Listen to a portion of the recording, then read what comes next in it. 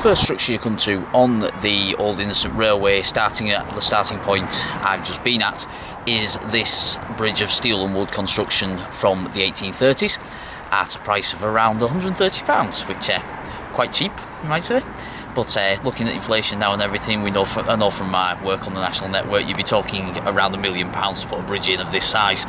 The original route did start up in the Dalkeith area, and of course it was called the Innocent Railway because it was worked by horses when steam was considered dangerous at the times. There's quite a nice information plaque next to this bridge which gives you information on the railway, which I've included in the video so you can read through that at your own leisure.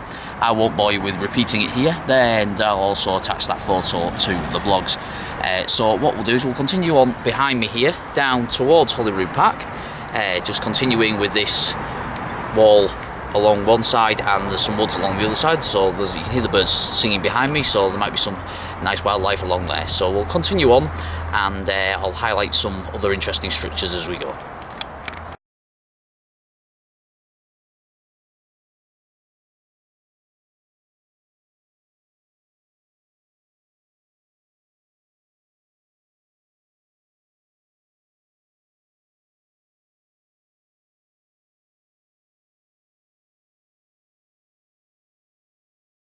First thing you come to on the Innocent Railway, when you're looking at this section, of course the original railway continued all the way through to Dalkeith. That's quite hard to follow with the buildings in the way, and also the route's quite difficult with following main roads and everything. There's not quite a lot of railway stuff to look at. So on this section, the first thing you come to is this bridge of the 1830 heritage, which was built for a small fee of around £130 with steel construction and the wooden slats in the middle. And of course it was called the Innocent Railway because it was horse-drawn, and at the time steam considered dangerous, so originally a horse-drawn railway, but it did last until the point where it was worked by class weights. So there's a information board over behind me here where that one's just passed, and what we'll do is we'll go and take a look at that, and I'll include a picture there and you can have a good read of that.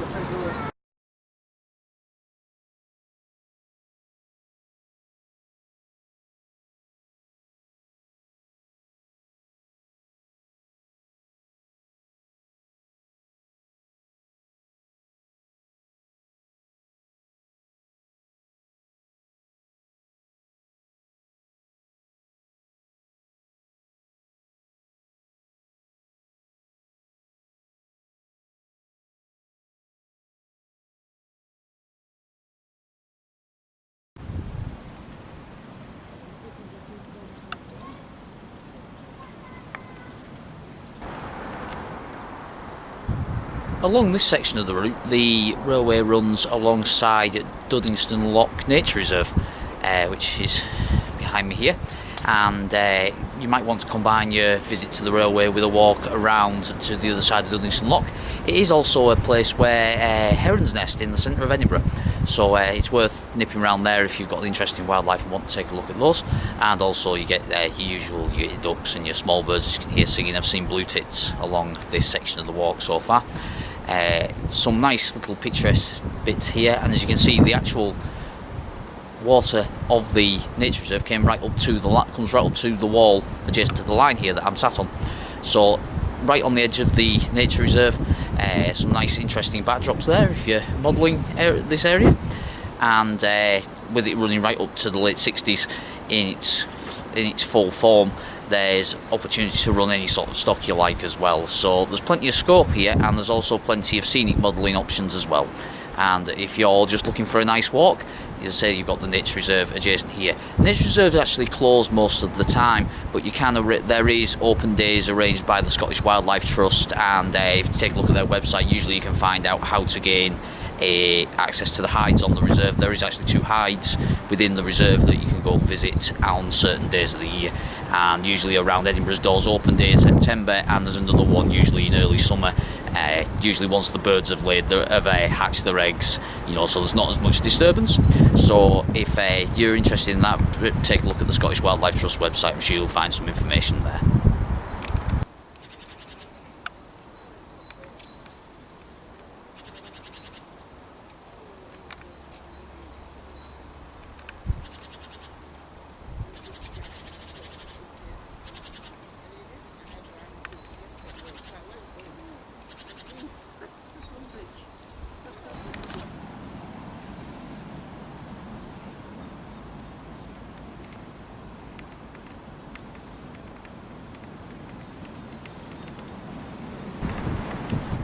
About 400 yards from the starting point, you get to this small platform here behind me, and at this point the route actually seems to widen out, implying there was actually a passing point here. So what this might have been is where the small trains with horse-drawn vehicles actually had a passenger stop.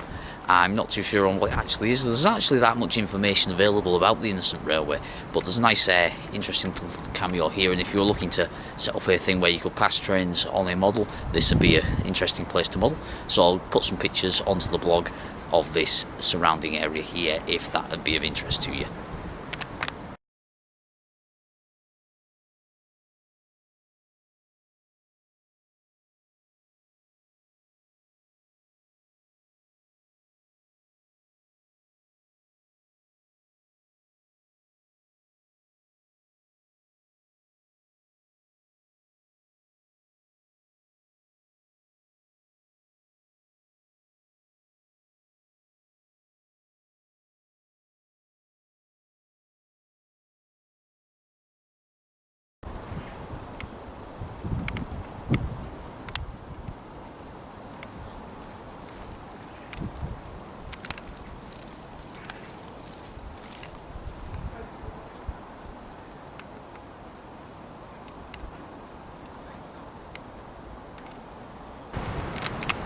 Once you reach the far end of Duddingston Lock section of the Innocent Railway, you come to the first overbridge, which passes over here. The bus is still in situ, as you can see behind me. Over the wall, just as you reach this point, if you come up to the wall on the south side of the path, there's quite a nice brick arch just over the wall, as you'll have seen in the video and photos. That's quite a nice little arch there, and you can see the bridge just slopes away into the field. I think this was mainly a farm bridge crossing, mainly because this area was not as populated back when the railway was first put in, but also was a road route through to Duddingston round the northern side of the lock. So basically forming a circuit with the railway and the road where we started from, that would form a circle around Duddingston Lock. This continues on over towards Craigmillar and the Craigmillar Flats area, where there's Craigmillar Castle Park, and obviously it's a route that's gone through to that castle. So there's it shows where routes used to run in relation to the railway.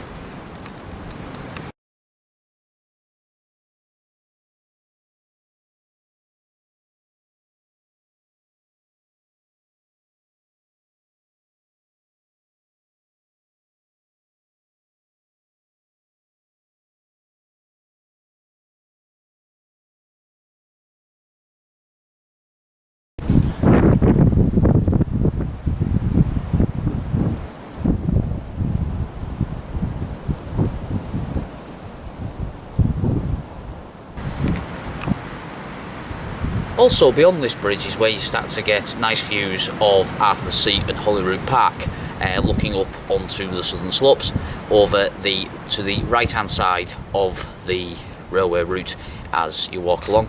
This is also the end of Duddingston Lock Nature Reserve, where the water is closer to the wall, and also the closest you'll be to the heronry on the walk. So keep your eye out if you are walking in the summer for herons overhead and listening to the sounds of their nesting activities over the wall on the right hand side of the path.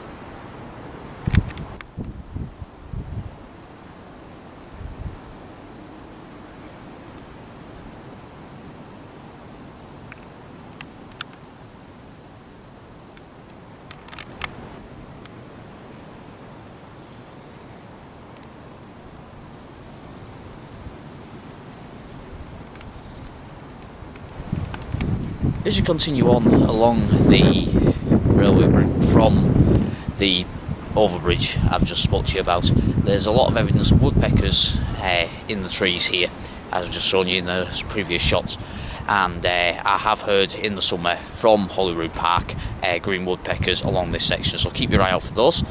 And also along here I've seen, as regards to wildlife, there's been various types of tits, house sparrows, finches, and with it being the middle of winter, I got a quick glimpse of some redwings up at the start of the walk as well. So there's plenty around, plenty to make a noise, plenty to see on the wildlife front. I've there's a video on the channel from Duddingston Loch Heavenry if you want to take a look back at that. So there's also Duddingston Loch for the wildlife inclined, but this section along here is principally a long straight section, and the wildlife and the surrounding nature and also the views of Holyrood Park glimpsed through the trees behind me also providing interest.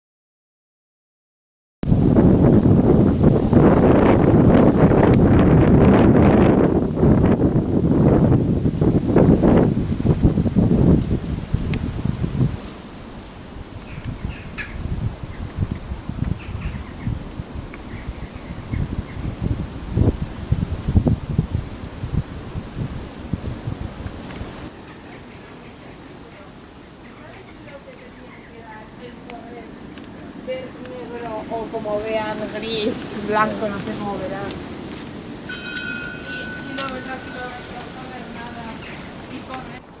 At the end of the long straight on the Innocent Railway on this first section, you come to the end of the wall for Duddingston Loch Nature Reserve and begin the climb behind me up towards the main tunnel through towards the centre of Edinburgh.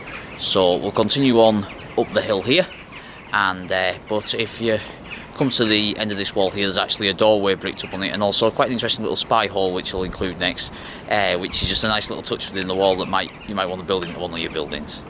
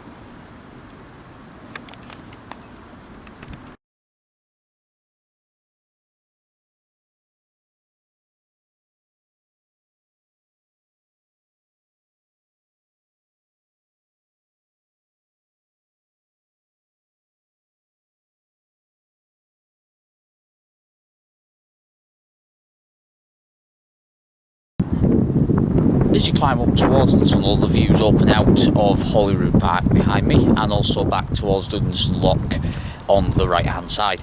Plenty of wildlife around here, and also the slight climb of the route is fairly easy, and anyone should be managed. The one thing I haven't mentioned so far is underfoot. It is tarmacked all the way, so even if you're not of able body or do consider yourself wheelchair bound, you can still come and explore this railway. So it's a good, nice easy one for everybody. There's plenty of cyclists out today, people walking the dogs, people out visiting the kids. You know, it's a walk that's accessible to everybody, which is why I decided to start with this one. I think it's just so it was a place where everybody could come and visit, everyone could come and see what I'm seeing today and enjoy this walk that's quite varied and interesting. We're now coming up to the tunnel, so we'll take a look at that tunnel now.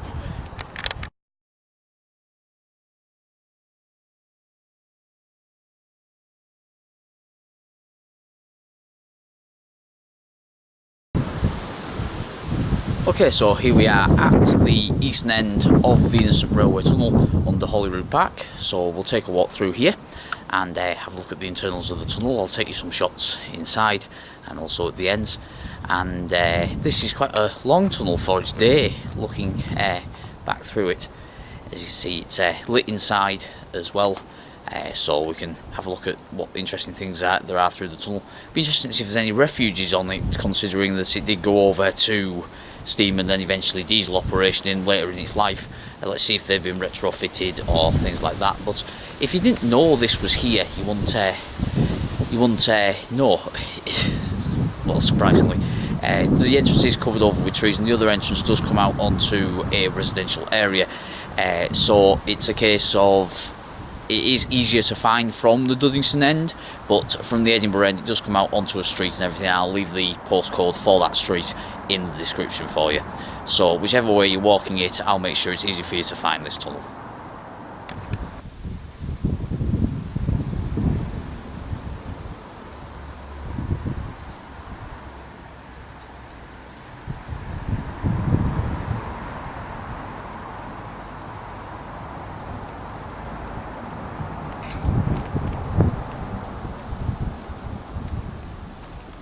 So we're now walking through the Innocent Railway Tunnel. As you can see, it's been decorated by the local graffiti artists, unfortunately.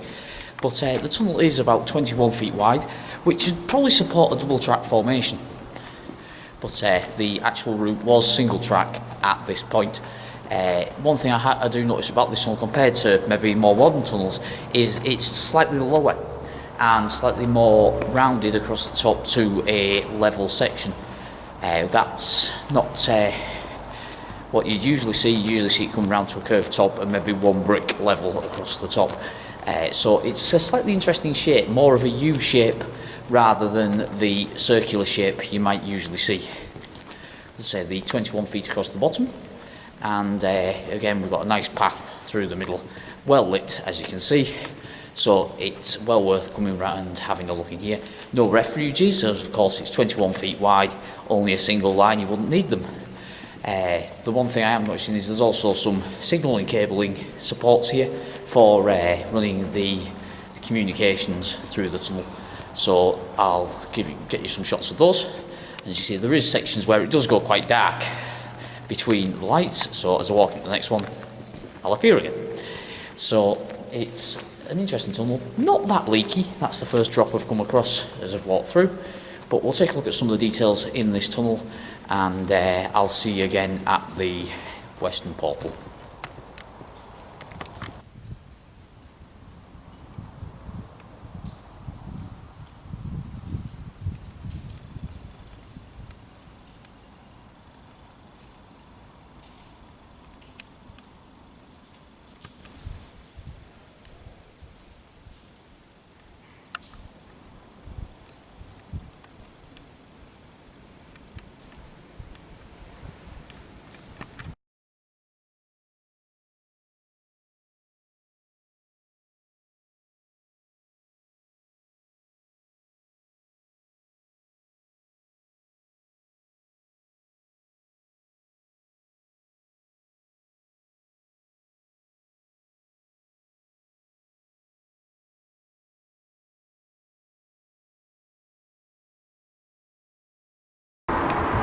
So here we are at the western portal of the Innocent Railway Tunnel, as you can see behind me, and this is where the stock will move out into what was quite an extensive yard here behind me, now turned over to flats and other uses and new builds and new bridges.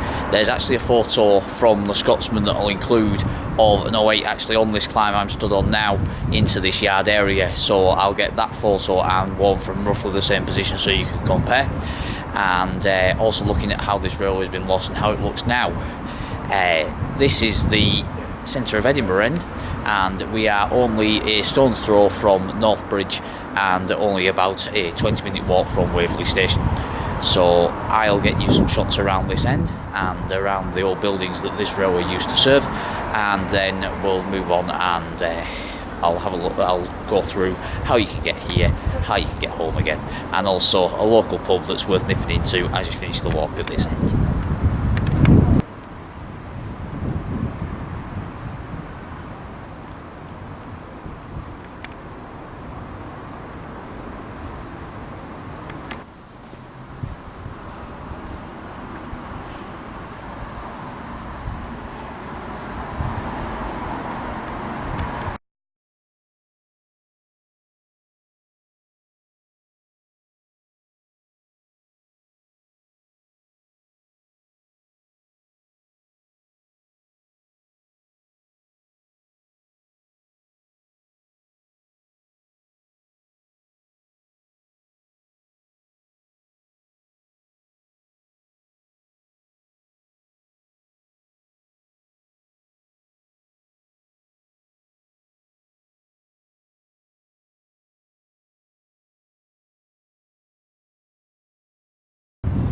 So as you can see from that comparison shot and where I am standing now, a lot has changed at this end of the Innocent Railway since its closure, with these new build flats being built behind me. So it may not be where you think it is, so I've included the postcode for where I'm standing in the description. Also there is a map just after this clip. So if you are coming to visit the Innocent Railway and want to start at this end, that will give you the directions to it. If you are starting from the other end where I have started and walked through to here, you want to use the number 42 or 30 bus to get there. The number 30 will take you from Waverley, from North Bridge adjacent to Edinburgh Waverley to the start of this walk, and the 42 will take you from Cameron Toll Shopping Centre, which there is regular links from Edinburgh Waverley and the surrounding area. If you are walking it the way I have walked it, I can recommend that as you finish the walk and fancy a drink and a bit of something to eat, just located round the corner, which is also marked on the map, is a good local pub known as the Auld Hoose, which serves good, like traditional sort of pub food and nachos. It's the biggest nachos in Edinburgh and it's well worth going in for. There's a nachos there for everybody. They have a vegan and vegetarian option also. So if you're coming to do the Innocent Railway, pay the Auld House a visit. Please like, share and subscribe to the channel. Let me know what you think about coming and looking at these abandoned railways, and I'll look at doing more in the future, mostly around the Edinburgh area, and we'll see what else we find elsewhere. So thanks for watching and we'll see you on the next one. Cheers.